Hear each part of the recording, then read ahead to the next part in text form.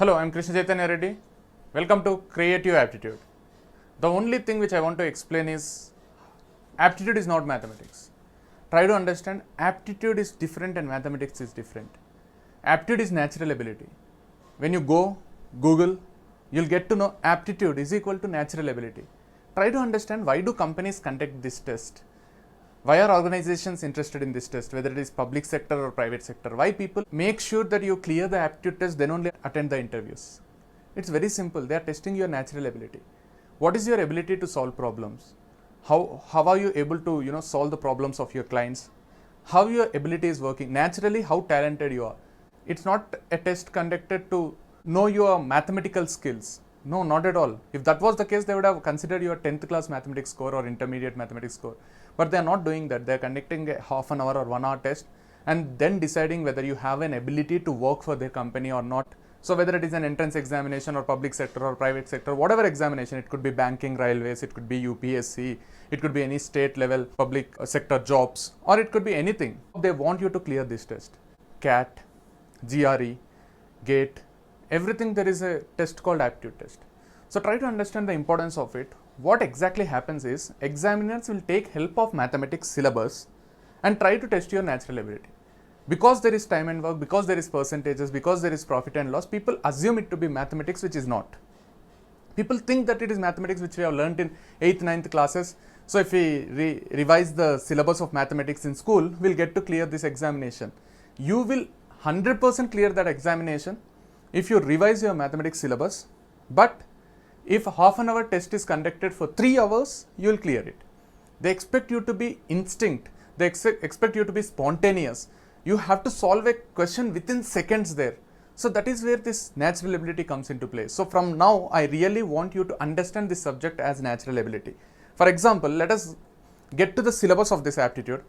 Aptitude, we have a syllabus of percentages, profit and loss, simple interest, compound interest, averages, alligations and mixtures, ratios, proportions, time and work, time and distance, permutations, combinations, probability. When we get into logical aptitude, the aptitude is actually divided into 3 parts: quantitative aptitude, logical aptitude and analytical aptitude. For logical part, people call it as reasoning, but it's okay, whatever it is.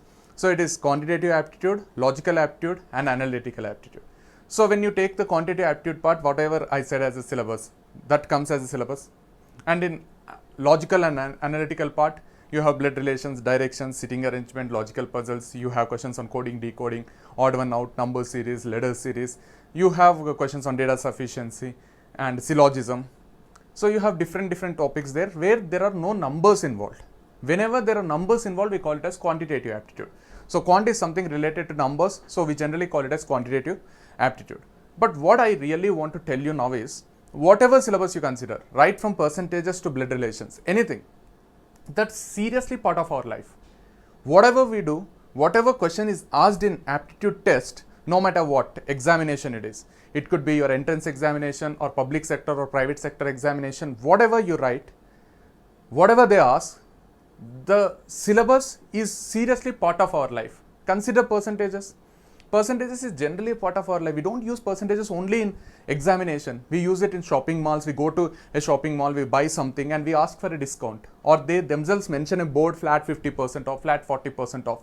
So this percentages is there in our life. We measure literacy rate in percentage, we measure GST in percentage, we measure our attendance in percentage, and after all, we also measure our marks in percentage. People generally come to us and ask us, how much did we score? And we tell them that we scored 70%, 80%, and people get to understand that. So percentages is seriously part of our life. When it comes to, say, profit and loss, we estimate profit and loss before starting any business. We analyze profit and loss. Every time we do something, we think about what's our profit in that, whether we get a loss in that, is it benefit to us or not, is it beneficial to us or not. So we every time focus on these things, whatever it might be a small scale business to a big scale business, it can be anything. We measure profit and loss. So then comes to an average. Average is something we use it so very frequently. Suppose say we go to a movie, we come back, and when suppose our friend asks us, how is the movie? We reply saying it as an average movie, above average. We don't do sum of observations by number of observations. We generally analyze the movie saying that there are some good scenes, some bad scenes, some normal scenes. So the climax is extraordinary. Overall consideration, we say it's an average film. We don't calculate, but our instincts, our natural ability works there. So we come out with a response saying that it's an average film. Come to a time and work concept. Whatever we are doing right now, right here is time and work. We are spending some time, we are doing some work, it's a time and work. What we do every day is time and distance. We travel certain distance, we travel for certain time. So that's the time and distance. So when somebody calls us and tells us that we are here, we are coming to your home, we tell them that it's about 100 kilometers, you'll take another 2 hours to come. So we generally communicate in time and distance. Permutations and combinations probability, one of the very, very important topics. Permutations, combinations, probability. Whatever we are today is because of yesterday's permutations and combinations. Whatever we are doing, it could be a bigger things in life or smaller things. It could be, like whatever course you are pursuing today, whatever college you are studying today, it's a result of many permutations and combinations in the past. You might have considered a lot of colleges, a lot of courses, you might have gone through counseling and then ended up in that particular college. That's a permutation and combination. Whatever color dress you are wearing today, it's again a permutation and combination. It didn't happen spontaneously, like you went to a shop, you selected a dress, you picked up a shirt and came home, wore it, and now you are with some black color or white color dress. No, you might have selected a lot of dresses and then ended up with one particular dress. So that's a permutation and combination. And probability is so very interesting again. Probability is chance of happening, chance of not happening, chance of occurring, chance of not occurring. So out of total results, the result we desire or we want is a probability. So tomorrow is a probability. We don't know what happens tomorrow. The uncertainty is a probability. We toss up a coin and we do not know whether it is heads or tails. It's a probability. We do not know what's going to happen with our life tomorrow. That's a probability. Because it might be anything. Out of 10 results, it might result in one result. So that's a probability. We watch cricket matches so interestingly because we don't know the result of the match. Because we don't know, India may win, India may lose, there may be tie, there may be draw. We do not know what would happen. That's a probability. So we play cards, that's a probability. So every time we go through our life, there is a lot of probability. There is a lot of uncertainty with life. That's a probability. Clocks, without clocks. So now if I am making a video on, the aptitude, I have to consider how much long it goes, what is the time. So without time, we cannot even imagine our life without time. We see clock every now and then. So clocks rotate and become calendars. Without calendars, there can't be ages. All three are part of aptitude. Clocks, calendars, ages. The blood relations. Without blood relations, we do not know who becomes who to who. It's a part of our life. Whatever is there in our life, that's also there in aptitude. So whatever is part of our life, that's part of aptitude. For that, you need not learn anything new. It's just about considering the problem, taking it as our real life problem and reacting to it.